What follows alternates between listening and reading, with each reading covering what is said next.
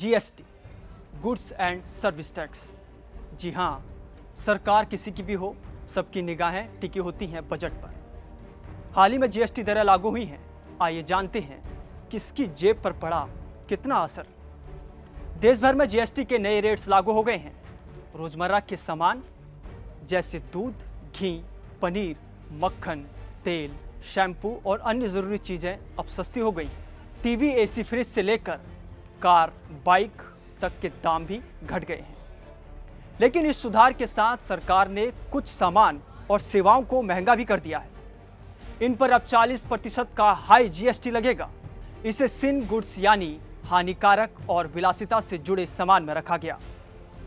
कौन कौन सा सामान महंगा हुआ है, इस हाई स्लैब में कौन कौन सी चीजें शामिल हैं, आइए जानते हैं। तंबाकू और पान मसाला, गुटखा, सिगरेट, छोटे बड़े शिगार, बिना प्रोसेस किया तंबाकू और उसका कचरा, शुगर और कैफीन युक्त drinks, cold drinks, carbonate drinks और भारी इंजन वाली गाड़ियां और बाइक, पेट्रोल कार 1200 से सीसी ज़्यादा और डीजल कार 1500 सीसी से ज़्यादा, बाइक्स 350 सीसी से ऊपर, इन सब पर टैक्स लागू किया गया है। सुपर लग्जरी आइटम्स हैं जैसे प्राइवेट जेट, याट, हेलीकॉप्टर और आईपीएल टिकट पर अब 28% की जगह 40% जीएसटी लगेगा।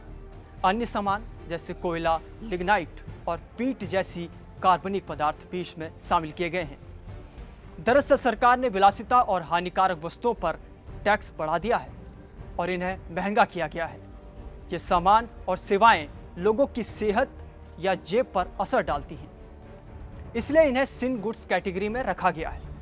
नए रेट्स का ऐलान प्रधानमंत्री नरेंद्र मोदी ने 15 अगस्त 2025 को किया था। इस बदलाव के तहत जीएसटी स्लैब की संख्या घटाकर सिर्फ 2 स्लैब कर दी गई है। पुराने 12 से 28% स्लैब को खत्म कर दिया गया है और ज्यादातर रोजमर्रा के सामान को 5% और 18% में शामिल किया गया है।